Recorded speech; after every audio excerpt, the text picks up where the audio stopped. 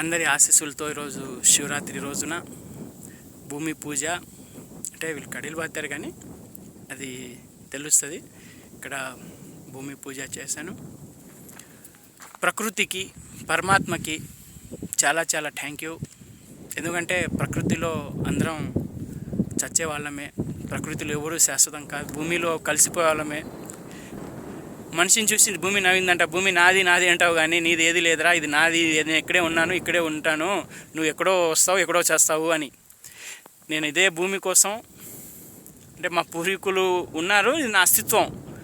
వీళ్ళ ఎవరైతే గ్రాబ్ అయ్యారో, ఎవరైతే ఆక్రమిస్తున్నారో వాళ్ళ దగ్గర ఉన్న దాంట్లో నేను అడుగుతుంది కొంత భూమి. అది కూడా గ్రాబ్ అయ్యింది కాబట్టి మా పూర్వీకులు నన్ను ఇది నా పొజిషన్ వీళ్ళు లాక్కున్నారు. మా పూర్వీకుల నుంచి నేనున్న పొజిషన్ లాక్కున్నాను. గ్రాబ్ అయ్యింది కాబట్టి నా గ్రాబ్ అయిన భూమి నాకు తిరిగి ఇవ్వాలి.